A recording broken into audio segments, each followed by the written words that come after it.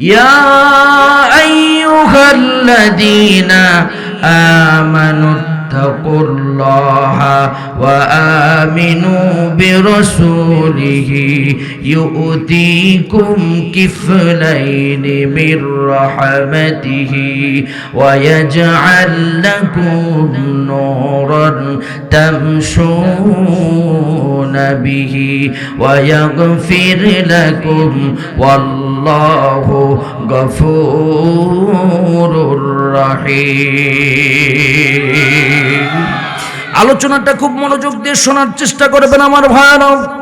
আল্লাহ রাব্বুল আলামিন বলেন, ইয়া আইয়ুহাল্লাযীনা আমানু তাকুল্লাহ, হে ঈমানদারেরা আল্লাহকে ভয় করো।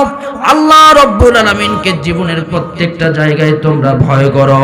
এরপরে ওয়া আমিনু বিরাসূলিহি, রাসূলের উপর ঈমান আনয়ন করো। তোমরা যদি রাসূলের উপর ঈমান আনয়ন করতে পারো, আল্লাহ রাব্বুল আলামিন তোমাদেরকে এই আয়াতে কারিমায় আল্লাহ বললেন তিনটা পুরস্কার দিবেন। সূরা আল ইমরানের ভিতরে আল্লাহ বললেন একটা পুরস্কার আল্লাহ পাক দান করবেন। খুব মনোযোগ দিয়ে শোনেন। প্রথম নাম্বার পুরস্কার হলো ইউতিকুম কিফলাইনি মির রাহমাতিহি ওয়া ইয়াজআল লাকুম নূরা। আরো জোরে বলেন আল্লাহু আকবার, আরো জোরে বলেন আল্লাহু আকবার। আল্লাহ রাব্বুল আলামিন বলেন তোমাদেরকে আল্লাহ পাক ইউতিকুম কিফলাইনি মির রাহমাতিহি, রব্বুল আলামিন তোমাদেরকে ডবল ডবল রহমত দান করবেন, ডবল ডবল পুরস্কার দিবেন। আমার আজকের মুসলমানেরা, আমার আজকের পীরগঞ্জের মুসলমানেরা কোনোদিন আপনাদের মাঝে আসতে পারবো কিনা জানি না, আর আপনারা কোনোদিন এই মাহফিল আগামী বছর পাবেন কিনা জানি না। আমি আজকে এমন একটা শিক্ষামূলক আলোচনা আপনাদের মাঝে উপহার দিব। আল্লাহ পাক আমাদেরকে আমল করে যেন জান্নাতের ভিতরে কবুল করেন। জোরে জোরে বলেন আমিন। এক নম্বর পুরস্কার হলো ইউতিকুম কিফলাইন মির রাহমাতিহি, আল্লাহ পাক ডবল পুরস্কার দিবেন, বান্দাকে ডবল ডবল রহমত নাজিল করবেন। দুই নাম্বার হলো ওয়ায়াজআল লাকুম নূরান তামশুনা বিহি, পৃথিবীতে যত পথ আছে, যত মত আছে, তার ভিতর থেকে সুন্দর পথ আর সুন্দর মতে আমার আল্লাহ কবুল করে হাসরের অন্ধকার, ফুলসিরাতের অন্ধকার, জাহান্নামের অন্ধকার থেকে বান্দাকে পথ দেখায় আল্লাহ পাক জান্নাতের ভিতরে কবুল করবেন। আওয়াজ তুলে বলেন সুবহানাল্লাহ। এরপরে তিন নাম্বার হলো ওয়ায়াগফির লাকুম, আল্লাহ জীবনের গুনাহ মাফ করবেন। এরপরে সূরা আল ইমরানের 31 নম্বর আয়াতে কারিমায় একটা পুরস্কারের কথা বলেছেন, কুল ইন কুনতুম তুহিব্বুনাল্লাহ ফাত্তাবিউনি ইউহিব্বুকুমুল্লাহ। আল্লাহ বলেন কেউ যদি নবীকে অনুসরণ করে, এই কথা 5 মিনিটের কথা বুঝলে পুরো আলোচনা আপনাদের মাথার ভিতরে আসবে। কেউ যদি আল্লাহকে ভালোবাসতে চায় সে যেন নবীকে অনুসরণ করে। নবীকে অনুসরণ করলে আল্লাহ পাক নিজেই তাদেরকে ভালোবাসবেন। চিৎকার দিয়ে বলেন সুবহানাল্লাহ। তাহলে আমার রংপুরের মুসলমান, আমার পীরগঞ্জের মুসলমান, আওয়াজ করে আজমপুরের মুসলমান আওয়াজ করে বলুন তো পুরস্কার জানো কয়টা? আপনাদের মনোযোগ আছে? তাহলে হাত তুলে, দুই হাত তুলে আলোচনার প্রারম্ভে বলুন তো পুরস্কার জানো কয়টা? আরো জোরে, জোর হলো না। এই মুরব্বীরা সবাই তোলেন হাত, একটু সবাই তোলেন। পুরস্কার কয়টা? আরো জোরে, জোর হলো না। মার্কা কি রে? হাতটা নাড়া দেন। মার্কা কি রে? আরো জোরে। চলবে কি রে? জোরে বলো। মোটামুটি ভালো মিছিল হয়েছে। অনেকে চিন্তা করবে মোটামুটি নির্বাচনী প্রচারণা হচ্ছে। আল্লাহর নামের স্লোগান ওয়াকাব্বিরহু তাকবীরা, পৃথিবীতে দুনিয়াতে আল্লাহর নামের স্লোগানের চাইতে অন্য কারো নামের স্লোগান বড় হবে না। আল্লাহর নামের স্লোগান জোরে দিতে হবে। কথা বলেন ঠিক কিনা? ভাইরা আমার, এই জন্য এই জন্য আপনাদেরকে বলবো, আমরা অনেকে মিছিল করি, অমুক নেতার চরিত্র ফুলের মতো পবিত্র, নামাজ পড়ে না এক ওয়াক্ত, গাঞ্জা খায় 5 ওয়াক্ত, এইরকম লোক আছে না নাই? জোরে বলেন আছে না নাই? কিন্তু আল্লাহর কোরআনের মাহফিলে কেউ যদি আওয়াজ দেয় বিশ্বনবী মুহাম্মদ সাল্লাল্লাহু আলাইহি সাল্লাম বলেছে, তাহলে আল্লাহ পাক তার হার্ট কোনোদিন ব্লক করে দিবেন না। জোরে বলেন আল্লাহু আকবার। যারা মুরব্বী তারা আরো জোরে বলেন আল্লাহু আকবার। যারা আল্লাহর নামে তাকবীরের আওয়াজ দিবে হার্ট কোনোদিন ব্লক হবে না। এই আয়াতের আলোচনা আমি বোঝানোর জন্য একজন সাহাবীর কথা আমার বলতে হবে, রাসূল করিম সাল্লাল্লাহু আলাইহি সাল্লামের প্রেক্ষাপটের কথা বলতে হবে। সব কথাগুলো ভিতরে আপনাদেরকে নিয়ে আজকে মা বোনদের উদ্দেশ্যেও কিছু কথা বলা দরকার, কারণ মা বোনেরা এই দেশের সরকার বারবার আসতেছে ক্ষমতায়, সংসারগুলো জ্বালায়া পোড়ায়া করতেছে সরকার, কথা বলেন ঠিক কিনা? তাদের বিষয়ে কিছু কথা আপনাদের মাঝে বলবো। আপনারা আমার সাথে আছেন তো? আমার সাথে আছেন তো? আমার প্রিয় একান্ত আপনজনেরা, আমার প্রিয় মুরব্বীরা, আমার মা বোনেরা খুব মনোযোগ দিয়ে শোনেন। বিশ্বনবী মুহাম্মদুর রাসূলুল্লাহ এই 4 পুরস্কার বুঝাইতে গিয়া সংক্ষিপ্তভাবে আপনাদের কাছ থেকে বিদায় নিব। আমি আমার জীবনের শেষ মাহফিল মনে করে আলোচনা করতেছি, আপনারা আপনাদের জীবনের শেষ মাহফিল মনে করে আলোচনাগুলো শুনুন। বিশ্বনবী মুহাম্মদুর রাসূলুল্লাহ সাল্লাল্লাহু আলাইহি ওয়াসাল্লাম আল্লাহর নবী দ্বীনের দাওয়াত দিলেন, কোরআনের দাওয়াত দিলেন। আল্লাহর রাসূলের উপরে কোরআন নাজিল হলো, কোরআন নাজিল হওয়ার পর নবী আমার দাওয়াত দিতে শুরু করলেন, কিন্তু প্রকাশ্য কোরআনের দাওয়াত আমার রাসূল কিন্তু দিতে পারেন নাই। 3 বছর আমার রাসূল, কেউ বলেছেন 2 বছর, কোন জায়গায় এসেছে 3 বছর।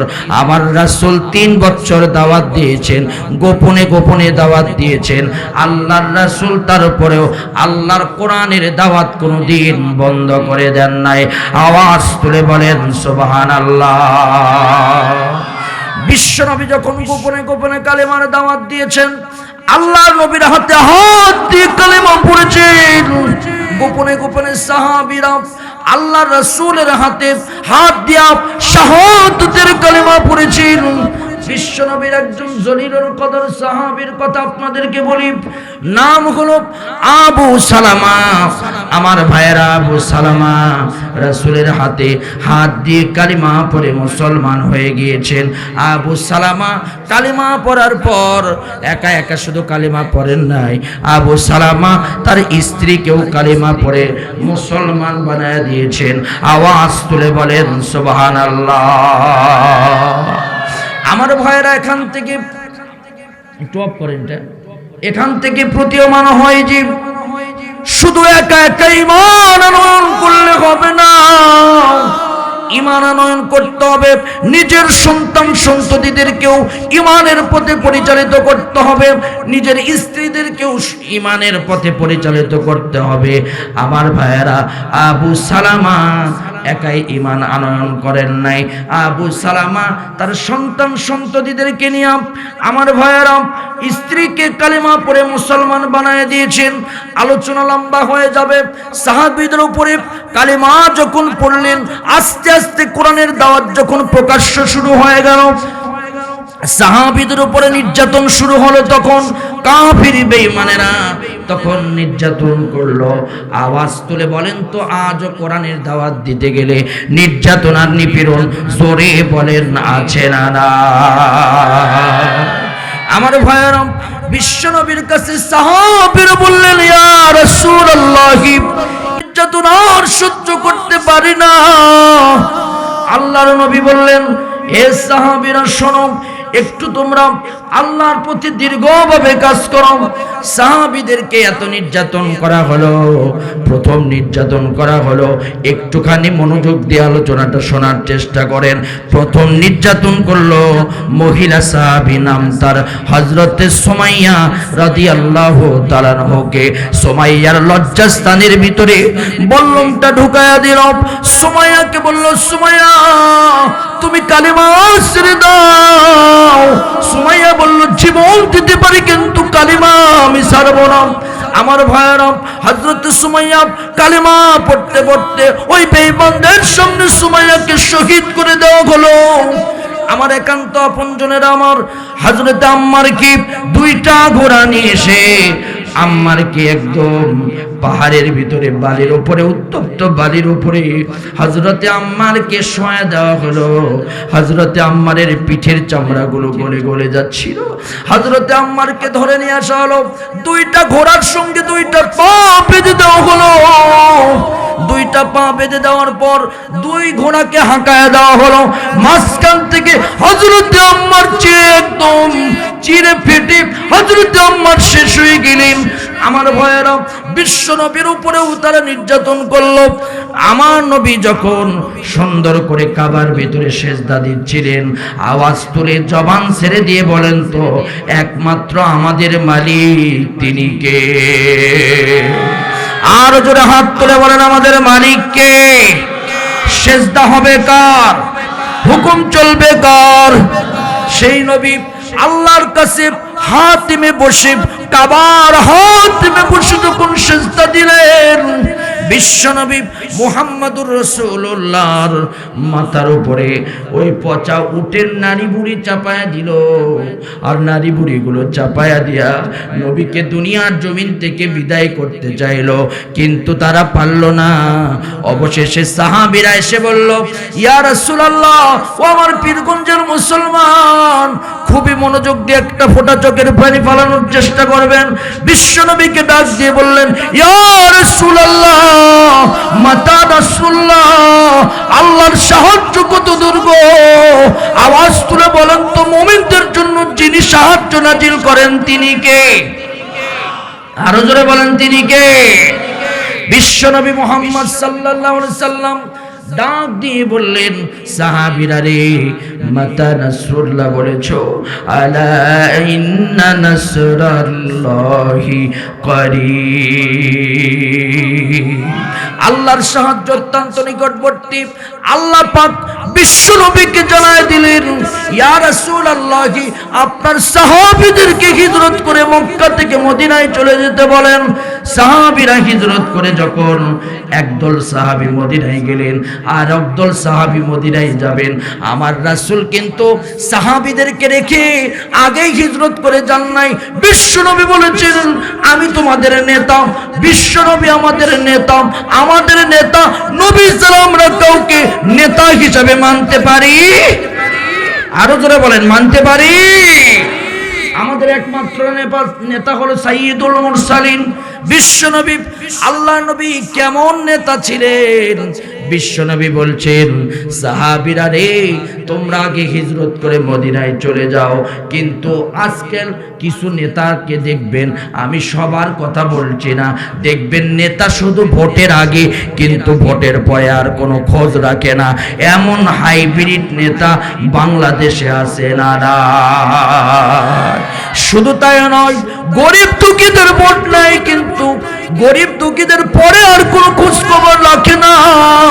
গরিবের চালের কাঠ মেরে খায়। আমার ভাইয়েরা 10 কেজি চালের প্যালটিকে কেটে 7 কেজি বানায়। এমনকি আমার ভাইয়েরা রডের বদলে বাঁশ দেয়। আমার প্রিয় বন্ধুগণ, এই সব কিছু মায়েরা নিজের পেটের ভিতরে ঢুকায়। এইরকম হাইব্রিড নেতা আছে না? নাই। কিন্তু আমি বলবো, যদি নেতা হতে চাও তোমরা, তোমাদেরকে আদর্শ মানতে হবে মুহাম্মদুর রাসূলুল্লাহ সাল্লাল্লাহু আলাইহি সাল্লাম। নবী আগে হিজরত করে যান নাই। আলোচনা শুনলে আপনারা বুঝতে পারবেন আমার ভাইয়েরা, প্রত্যেকটা কথায় আমি দলিল দিব। বিশ্বনবী বললেন, সাহাবীরা তোমরা যাও। পরের ট্রামে যখন সাহাবীরা যাচ্ছিলেন, এই সাহাবীর সাথে একজন সাহাবী ছিলেন, তার নাম হলো আবু সালামা রাদিয়াল্লাহু তাআলা আনহু। আমি যে আয়াতে কারিমা তেলাওয়াত করেছি, ইউতিকুম কিফলাইনি মির রাহমাতিহি, আল্লাহ পাক ডবল ডবল রহমত দিবে। কেমন করে? নবীকে অনুসরণ করলে, নবীর উপরে ঈমান আনলে ডবল রহমত দিবে। আপনাদের চোখের ভিতরে আঙ্গুল দিয়া আজকে দেখায়া দিয়ে তারপরে মঞ্চ থেকে নামবো। আমার ভাইরা তার স্ত্রী ছিল উম্মে সালামা, অত্যন্ত পরমা সুন্দরী স্ত্রী। ভাইরা আমার একজন বংশীয় ঘরের মেয়ে ছিল। ডাক দিয়ে বলছে চলো দুইজনে হিজরত করে যাব। দুইটা সন্তানকে নিয়ে যখন মক্কার প্রান্তে গিয়েছেন, ওখানে সম্ভ্রান্ত পরিবার। আমার ভাইয়েরা আবু সালামার শ্বশুর বাড়ির লোকজন গিয়ে বাধা দিল, বলল তোমাদেরকে হিজরত করে মদিনায় যাওয়া যাবে না, তোমরা ঈমান ছেড়ে দাও। আমার ভাইয়েরা, আমার প্রিয় বন্ধুগণ, আবু সালামা বলল ঈমান আমি ছাড়ব না, আমার দেহ থেকে রক্ত বের হবে, তারপরে ঈমান বিক্রি করব না, আমি মক্কা ছেড়ে মদিনায় চলে যাব। আমার ভাইয়েরা আবু সালামাকে আটকাতে পারলেন না, তার মেয়ের হাতটা ধরলেন। তার মেয়ের হাত ধরে তার আত্মীয় স্বজনেরা বললেন তোমাকে আবু সালামার সঙ্গে যাইতে দেওয়া যাবে না, কারণ হলো আবু সালামা তোমার স্বামী ঈমান আনয়ন করেছে, তুমি ঈমান ছেড়ে দাও, এর চাইতে ভালো স্বামী তোমাকে দেওয়া হবে। ওই উম্মে সালামা বলছে ঈমান বিক্রি করব না, একবার যখন রাসূলের উপরে ঈমান এনেছি, ওয়া আমিনু বিরাসূলিহি, জীবন চলে যাবে, তারপরে ঈমান ছাড়ব না। উম্মে সালামাকে ঘরের ভিতরে বন্দী করা হলো। উম্মে সালামা ঘরের ভিতরে বন্দী হয়ে গেলেন। আমার একান্ত আপনজনেরা আমার ঘরের ভিতরে বন্দী হয়ে গেলেন। আবু সালামা মক্কা ছেড়ে মদিনায় চলে গেলেন। আমার রাসূল পরবর্তীতে মক্কা ছেড়ে যখন মদিনায় চলে যাবে, রাসূল আমার কাবার দিকে তাকায়া বারবার কাঁদে আর বলে, ও কাবারে, তোকে ছেড়ে যেতে মন চায় না, কিন্তু কাফের বেঈমানেরা এই কাবার কাছে আমাকে থাকতে দিল না। বাবার দেশ মক্কা ছেড়ে আমি যেতে চাই না, এই কাফের বেঈমানেরা দিন প্রচারের কারণে আমাকে মক্কাতেও থাকতে দিল না। রাসূল তখন মক্কা ছেড়ে যখন যাচ্ছিলেন, তখন রাসূল দোয়া করলেন, রব্বি আদখিলনি মুদখালা সিদকিন ওয়া আখরিজনি মুখরাজা সিদকিন ওয়াজআলনি মিন লাদুনকা সুলতানান নাসীরা। আল্লাহর কাছে হাত তুলে বললেন, আল্লাহ তুমি আমাকে রাষ্ট্র শক্তি দান করো, রাষ্ট্র শক্তি দান করলে আবার আমি মক্কার বুকে ফিরে আসবো। ভাইয়ের আমার, এখান থেকে আলোচনায় বোঝা যায় আমাদের মুসলমানদেরকেও রাষ্ট্র শক্তির দরকার আছে। আমরা মুসলমানেরা যদি, আমার ভাইয়েরা, আমরা খাঁটি ইমানদারেরা যদি রাষ্ট্র শক্তি হাতে পাই, সমকামীর বিরুদ্ধে আমরা সমকামীর পক্ষে কোনো স্লোগান বাংলাদেশে হতে দেব না। আমরা ওই রামবামদের কোনো স্লোগান বাংলাদেশে বাস্তবায়ন হতে দেব না। যদি খাঁটি ইমানদারেরা যদি রাষ্ট্র শক্তি পেয়ে যায়, ট্রান্সজেন্ডারের কোনো আইন বাংলাদেশে বাস্তবায়ন হতে দেবে না। আমার ভাইয়েরা, বইয়ের ভিতরে ইসলাম শিক্ষা, বইয়ের ভিতরে দেব দেবীর শিক্ষা ব্যবস্থাকে মুসলমান কোনোদিন মেনে নেবে না। আওয়াজ তুলে জবান ছেড়ে দিয়ে বলেন ঠিক কিনা? খাঁটি ইমানদারেরা যদি রাষ্ট্র শক্তি পেয়ে যায়, আল্লাহর আইনের বিরুদ্ধে কোন আইন পাস হতে দেবে? আরো জোরে বলেন দেবে? আমার একান্ত আপনজনেরা, আমার রাসূল মক্কা থেকে মদিনায় চলে গেলেন দিন প্রচারের জন্য। খুব মনোযোগ দিয়ে শুনেন আমার ভাইয়েরা, দিন প্রচারের জন্য মাঝে মাঝে হিজরত করা লাগবে, মাঝে মাঝে মার খাওয়া লাগবে, মাঝে মাঝে জেলখানায় যাওয়া লাগবে। তারপরে মুমিন মুসলমান রাসূলের উপরে, আল্লাহর উপরে ঈমান কোনোদিন ছেড়ে দিবে না। আওয়াজ তুলে বলেন ঠিক কিনা? একটা উদাহরণ আপনাদেরকে দিব। বাংলাদেশে আগে জারি গান, পালা গান, সারি গান, আমার ভাইয়েরা ও আমার প্রিয় বন্ধুগণ, ফাইটা যায়, সিরা যায়, জোড়া দেওয়ার জায়গা নাই। এই মমতাজ আপার নষ্ট গানগুলো আগে যুবকরা শুনতো, কিন্তু মিজানুর রহমান আজহারি ভাই যখন বাংলাদেশে আসলো, যুবকেরা এই পীরগঞ্জে কিন্তু একটা মাহফিল সাদুল্লাহপুরে অনুষ্ঠিত হয়েছিল। হাজার হাজার যুবকেরা সকাল থেকে জায়গা নিয়ে বসে পড়েছিল। ভাইয়েরা আমার, মিজানুর রহমান আজহারি ভাই বাংলাদেশে আসার পরে মাত্র 2 বছরের ব্যবধানে যুবকরা সারি গান, পালা গান, আমার ভাইয়েরা কনসার্ট, ঠিসঠাস সকল রকম খারাপ গানগুলো ডিলিট করে মিজানুর রহমান আজহারি ভাইয়ের আলোচনা তারা মোবাইলে ডাউনলোড করলো। বেঈমান নাস্তিকদের সহ্য হলো না, ইহুদিদের দালালদের সহ্য হলো না। মিজানুর রহমান আজহারি ভাই কি আমার ভাইয়েরা চক্রান্ত করে বাংলাদেশে আর থাকতে দিল না। বাংলাদেশ থেকে আমার ভাইয়েরা বের হতে বাধ্য করলো। মিজানুর রহমান আজহারি ভাই বাংলাদেশ ছেড়ে ওই মালয়েশিয়ায় চলে গেলেন। সারা পৃথিবীতে কোরআনের দাওয়াত দিতে পারে, কিন্তু মাতৃভূমিতে কোরআনের দাওয়াত দিতে পারে না। আমার ভাইয়েরা আমির হামজাকে 3 বছর বিনা কারণে জেলখানার ভিতরে বন্দী করা হলো। আমির হামজা ভাই বের হওয়ার পর হাজার হাজার যুবকেরা আমির হামজার মাহফিলে ঢল নামতে শুরু করলো। মিজানুর রহমান আজহারি জায়গাটা আমির হামজা দখল করে যুবকদের আইডল হিসাবে পরিগণিত হলো। আমার ভাইয়েরা আবার মিজানুর রহমান আজহারি বাংলাদেশে আল্লাহর কোরআনের পাখি 13টা বছর জেলখানায় বন্দী ছিল। কোরআনের পাখি দুনিয়ার জমিন থেকে বিদায় দিল। আবার মিজানুর রহমান আজহারি ভাই বাংলাদেশে কোরআনের পাখি বেশে এসে কোরআনের পাখির জায়গা দখল করে কোরআনের খেদমত করবে। এক কোরআনের দায়ী দুনিয়া থেকে বিদায় নিবে, একজন কোরআনের মুফাসসির দুনিয়া থেকে বিদায় নিবে। হাজার হাজার মুফাসসির তৈরি হয়ে আল্লাহর কোরআনের দাওয়াত দিবে। কোরআনের দাওয়াত কোনোদিন বন্ধ থাকবে না। কথা বলেন ঠিক কিনা? ভাইয়ের আমার কাজী ইব্রাহিম সাহেব 30টা বছর পর্যন্ত হাদিসের খেদমত করলেন। সে কাতারে বিদায় নিয়ে চলে গেল, দুঃখ করে অনেক কথা বলল। নবীও হিজরত করে যখন মক্কা ছেড়ে মদিনায় গেলেন, ও আমার যুবকেরা বেশি সময় আপনাদের কাছে নিব না, ও আমার মা বোনেরা আপনাদের পায়ে 2টা হাত দিয়া আমার আলোচনাটা বোঝার চেষ্টা করেন। নবী যখন হিজরত করে গেলেন, যে সাহাবীরা হিজরত করে গেলেন তারা বাড়ি ছাড়লেন, ঘর ছাড়লেন, স্ত্রী ছাড়লেন, সন্তান ছাড়লেন, শুধু হাত আর পানিয়া আমার বিশ্ব নবীর কথা মতো হিজরত করে মদিনায় চলে গেলেন। আমার ভাইয়েরা ওই মদিনাতে যারা সাহাবীদেরকে জায়গা করে দিয়েছিল তাদেরকে আনসার সাহাবী বলা হয়, আর যারা মক্কা থেকে মদিনায় গিয়েছিল তাদেরকে মুহাজির বলা হয়। এই মুহাজির আর আনসারদেরকে বিশ্ব নবী সাথে নিয়ে বললেন, ও আনসার আর মুহাজিরেরা শোনো, দিন কায়েমের জন্য তোমরা এইভাবে তোমরা ত্যাগ স্বীকার করেছো। যাদের 3টা বাড়ি আছে, 2টা বাড়ি আছে, 2টা ঘর আছে, 2টা বাগান আছে, তোমরা একটা করে আমার আল্লাহর এই বান্দাদের জন্য ওয়াকফ করে দাও। কারণ হলো তারা ঘর ছেড়েছে, আত্মীয় স্বজন পাড়া প্রতিবেশী ছেড়ে তারা মক্কা ছেড়ে মদিনায় এসেছে। তোমরা সবাই যাদের 3টা করে বউ আছে, 2টা করে বউ আছে, একজন করে তালাক দিয়ে দাও। আমার এই সাহাবীরা যারা স্ত্রী ছেড়ে এসেছে তাদের বিয়ের ব্যবস্থা করো। নবী আমার সুন্দর করে বন্টন করে দিলেন। আবু সালামা মক্কা ছেড়ে মদিনায় চলে এসেছেন।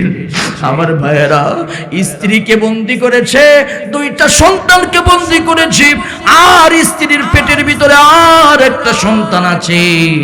আমার নবী বললেন, ও আবু সালামা রে, তোমাকে বিবাহ দিতে চাই, একটা সুন্দরী নারী, এই মদিনার সুন্দরী নারীকে তোমাকে বিয়ে দিতে চাই।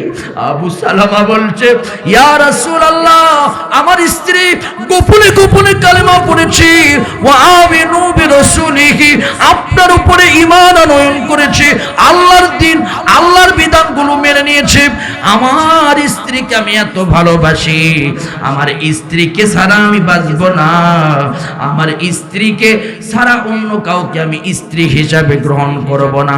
নবী বললেন, তোমাকে স্বাধীনতা দিয়ে দিলাম, যাও যাও তুমি বিয়ে না করো, কিন্তু তুমি দিন কায়েমের জন্য যে ত্যাগ স্বীকার করেছো, আল্লাহ পাক তোমাকে এর চাইতে ডবল পুরস্কার আল্লাহ তোমাকেও দান করবেন, তোমার স্ত্রীকেও দান করবেন।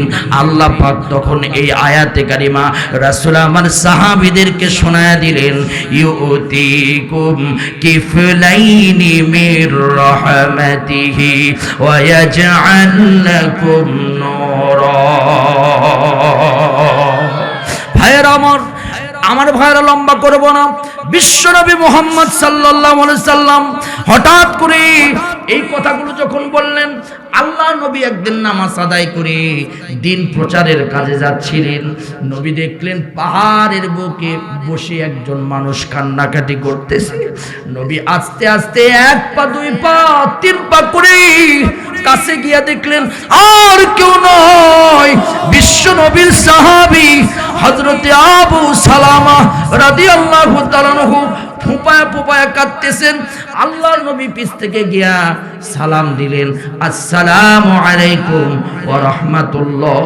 আল্লাহর নবীর সালাম পেয়ে আবু সালামা পিছের দিকে তাকালেন, তাকায়া দেখলেন আর কেউ নয়, বিশ্বনবী মুহাম্মদুর রাসূলুল্লাহ সাল্লাল্লাহু আলাইহি ওয়াসাল্লাম। ওয়া আলাইকুমুস সালাম, সালামের উত্তরটা দিলেন। আওয়াজ তুলে যুবকেরা বলো তো, সালাম দেওয়ার দরকার, সালামের প্রচলন করার দরকার সমাজে আছে না না? আরো জোরে বলেন। স্ত্রীদেরকে সালাম দেওয়ার দরকার আছে না নাই? ও মা বোনেরা, স্বামীদেরকেও সালাম দিতে হবে। ভাইয়েরা খুব মনোযোগ দিয়ে শোনেন, কিন্তু বাংলাদেশে আজকে সালামের প্রচলন নাই, টাটা বাই বাই, কথা কন না কেন? হাই হাই বাই বাই নাই নাই, কথা কন না কেন? ঠিক কি না? কিন্তু বিশ্বনবী বলেছেন আফসুস সালাম বাইনাকুম, তোমরা একে অপরকে সালাম দাও, যত বেশি সালাম দিবা তত বেশি রহমত নাজিল করবেন কে? আরো জোরে। যে ঘরের ভিতরে স্বামী স্ত্রীর ভিতরে বেশি বেশি সালামের প্রচলন হবে, ওই ঘরের ভিতরে আমার আল্লাহ পাক রহমত দান করে দিবেন। আর যে পরিবারের ভিতরে, সে যে সমাজের ভিতরে, যে রাষ্ট্রের ভিতরে সালামের প্রচলন বেশি বেশি হবে, ওই রাষ্ট্রটাকে আল্লাহ শান্তির টুকরা বানায়া দিবেন। কিন্তু আমার দেশের যুবকেরা আজকে মোবাইল নিয়ে পাগল, ফেসবুক নিয়ে পাগল। যুবকেরা আজকে মুরব্বীদেরকে সম্মান করে না, সালামও দেয় না। কথা বলেন ঠিক কি না? আজকাল কিছু হাইব্রিড নেতা আছে, সালাম পাওয়ার জন্য ব্যস্ত হয়ে থাকে, যে তুই আমারে সালাম দিবি, কত টাকা খরচ করে চেয়ারম্যান হয়েছি। কথা কর না কেন? অন্য এলাকার কথা বলছি, আমার ভাইয়েরা এমপি সাহেব দাঁড়ায় থাকে সালাম নেওয়ার জন্য, এমন কি এমন লোক নেতা হয় যে সালাম পর্যন্ত দিতে পারে না। কথা কন না কেন? ঠিক কিনা? কয় চা মালিকও, চা মালিকও আছে না নাই? আবার কয় বিসমিল্লাহির রহিম আছে না নাই? এই যুবক, এই উঠতেছো কেন? বসো বসো, পেশাব লাগলে এখানেই করো। আমি এক মাহফিলে গেলাম, উঠতেছিল দুই একজন, আমি বললাম উঠতে হলে অনুমতি নিতে হবে। এই পিছের থেকে এক যুবক আমার হাত তুলে বলছে, হুজুর আমার 4 নাম্বার। আমি বললাম 1 বুঝি, 2 বুঝি, 3 বুঝি, 4 তো বুঝি না বাবা। বলছে হুজুর বুঝবেন কেমন করে, শুধু ওয়াজি তো করেন, মাথা গরম হয়েছে হুজুর, 4 মানে হলো। আছে না নাই? এই দলের লোক আছে না নাই? সিলেটে ওয়াজ করতে গেলাম, ওয়াজ করার পর এক মুরব্বী আমারে বলছে, এই মাকসুদ আজমি দাঁড়াও। আমি বললাম কি হয়েছে বাবা? বলছে বিড়ির বিরুদ্ধে ওয়াজ করলা কেন? আমি বললাম সমস্যা কি? বলছে বিড়ি খাওয়ার দোয়া আছে, তা কি তুমি জানো? আমি বললাম বিশ্ববিদ্যালয় পড়লাম, আলিয়া মাদ্রাসা পড়লাম, কওমি মাদ্রাসা পড়লাম, বিড়ি খাওয়ার দোয়া তো জানলাম না বাবা, কি গো বলেন তো? বলছে আল্লাহুম্মা বারিক লানা ফিমা বিড়িটানা। আছে না নাই? এ জোরে বলেন, এরকম লোক আছে না নাই? আবার চা স্টলে বসে বসে কিছু মুরব্বী, সকালবেলা কোনো কাজ নাই, আজার আমার কা মুরব্বী, চা স্টলে বৈশা পায়ের উপর পা দিয়ে কয় অমুক বালানা, অমুক বালানা, অমুক বালানা, এই দল বালানা, তোরা মাঠে নামিস কেন? মাঠ তো তোরা খাবি। এরকম লোক আছে না নাই? আবার কিছু যুবক আছে, ওরে বাবারে, সালাম যেখানে দেওয়ার দরকার ওখানে দেয় না। গার্লস স্কুলের সামনে দাঁড়ায়া এতিমের মতো, একদম এতিমের মতো, কেউ নাই, ও দাঁড়ায় থাকে। যেই মাত্র ঢন ঢন করে বাজে ছুটি হয়, যেই সুন্দরী মাইয়া দাঁড়ায়, তখন আস্তে করে এরকম করে শার্টটা ঠিক করে, চুলে এরকম করে 2 হাত দিয়ে এরকম মাইরা পকেটের ভিতরে হাত দিয়ে, যেই মাইয়া পছন্দের মাইয়া বের হয়, কয় আসসালামু আলাইকুম আপা। আছে না নাই? জোরে বলেন আছে না নাই? আবার গান কয় তোমাকেই চাই, শুধু তোমাকেই চাই, আর কিছু জীবনে পাইবা না পাই। আছে না নাই? আওয়াজ তুলে বলেন তো আমরা কাকে চাই? আরো জোরে, জোর হলো না।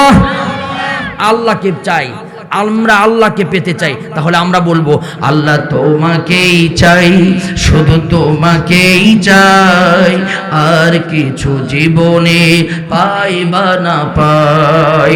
লিল্লাহ তাকবীর। আবার সালাম আমাদের দেশে যেন সঠিক সালাম না হয়, এই জন্য মমতাজ আপা রহমাতুল্লাহি বারকাতুহু, এই মমতাজ আপা ও বুখারী শরীফ পড়ছে, সেই রকম মশান আপা আমার বলছে যে যুবক তোমরা এইভাবে সালাম দিবা, আসসালামু আলাইকুম বিয়ান সাহেব। কথা কর না কেন, ঠিক কিনা? বিয়ান সাহেব এখন কি করবে? ওয়ালাইকুম আসসালাম বিয়াই সাহেব। কই কেমন আছেন বিয়ান সাহেব? কই বুকে বড় জ্বালা। কই কিসের জ্বালা বিয়ান সাহেব? কই নয়া প্রেমের জ্বালা। বিয়ান যদি প্রেমের গল্প করে, ভালো না খারাপ? জোরে বলেন, ভালো না খারাপ? এমন যুবক আছে কয়েকদিন হলো দল কইরা পদ পাইছে, বাপের বিয়ে পড়াইছে যে মুরব্বী, সে মুরব্বীর সামনে দাঁড়ায় বেয়াদব যুবক বলে আপনি কি আমাদের চিনেন? কথা কন না কেন? আছে না? আমার ভাইয়েরা, আলোচনা কি চলবে না রেখে দিব? জোরে বলেন, চলবে না রেখে দিব? আমি কি বলবো, দুঃখের কথা আজ গেল না, মনের ব্যথা, কষ্টে দুঃখে আমাকে যদি আর একটু আগে উঠাইতেন তাহলে বুঝাইতাম, কিন্তু আমি এখন আর কোন কথা বলবো, কোন কথা ছাড়বো হুঁশ পাচ্ছি না। মানে মাথার উপর 100 তাল পানি, যে কি করব ভাই। আপনারা যদি সময় দেন, আর মাত্র কিছুক্ষণ সময় আপনারা কি আমাকে দিতে পারবেন ভাই? কি বলবো দুঃখের কথা। মাহিয়া মাহি, ওরে বাবা রে, সেই রকম ট্রাক মার্কা নিয়ে দাঁড়ানোর পর যে কাহিনী, যুবকরা ফেসবুকে ঢুকলেই শুধু সিল মারো মাহিয়া মাহির ট্রাকের উপরে, সেই রকম অবস্থা। ভাইয়ের আমার ওই কথা বলবো না, বগুড়ার খেদমত করার জন্য বলছে, আমি বগুড়াবাসীর খেদমত করতে চাই। একজন সুন্দরী নায়িকা, নাম হচ্ছে অপু বিশ্বাস, চিনেন আপনারা? জোরে বলেন, চিনেন? সে বগুড়ার মাইয়া, সে বলছে আমি জীবনে বগুড়াবাসীর একটু খেদমত করতে চাই, এই জন্য প্রধানমন্ত্রীর কাছে দাবি করতেছি, প্রধানমন্ত্রী আমাকে একটু সংরক্ষিত মহিলা আসনে আমাকে একটু এই কাজ করার সুযোগ দেন, আমি বগুড়াবাসীর কিছু খেদমত করতে চাই। এখন নায়ক নায়িকা, গায়ক গায়িকা ওই লাইন ছেড়ে এখন ভালো আস্তে আস্তে খেদমতের লাইনে আসতেছে, যে আমরা একটু খেদমত করতে চাই। কারণ ওই লাইন আস্তে আস্তে এখন আর চলতেছে না, এখন তারা রাজনীতির ভিতরে ঢুকে যাচ্ছে। রাজনীতি করুক, সমস্যা নাই, মানুষের খেদমত করুক, সমস্যা নাই, কিন্তু অপু বিশ্বাস যদি মহিলা সংরক্ষিত আসনের মহিলা সংসদ সদস্য হয়, তাহলে অপু বিশ্বাস সিনেমার পক্ষে কথা বলবে। আমার ভাইয়েরা, যুবকদের চরিত্রগুলো নষ্ট করার জন্য যত নষ্ট ভ্রষ্ট সিনেমা তৈরি করার দরকার, সংসদ থেকে বিল পাস করবে। কথা বলেন ঠিক কিনা? আরো জোরে বলেন ঠিক কিনা? এই জন্য বলবো, যাকে তাকে প্রধানমন্ত্রী আপনি আপনার বিবেকে আপনি দিবেন, যাকে তাকে এই জায়গা নষ্ট করবেন না। এটা একটা সুন্দর পবিত্র জায়গা, যাকে তাকে এখানে দিয়ে হাসির পাত্র বানাবেন না। মাহিয়া মাহি বলছে আমি স্বতন্ত্র ছিলাম, এখন আমি আবার মহিলা সংরক্ষিত আসন থেকে প্রধানমন্ত্রীর দোয়া কামনা করতেছি, যদি আমাকে একটু নেক নজর করে সুযোগ করে দেয়, কাছে তুলে নেই, আমি একটু খেদমত করব। আমার ভাইয়েরা, আমি বলবো খেদমত এমন লোক দিয়ে করাতে হবে যে লোকটা স্বচ্ছ, ন্যায়ের পক্ষে কথা বলবে, ভালোর পক্ষে কথা বলবে, যুবকদের চরিত্রগুলো সুন্দরের পক্ষে কথা বলবে, তাদেরকে দিয়ে খেদমত করাইতে হবে। না হলে যারা নিজেরাই নষ্টা ভ্রষ্টা, তারাই যদি জাতির রাহবার হয়, তাহলে জাতিকেও নষ্ট ভ্রষ্ট করে ছাড়বে। কথা বলেন ঠিক কিনা? এমনি ডিজিটাল যুগ, এখন কিন্তু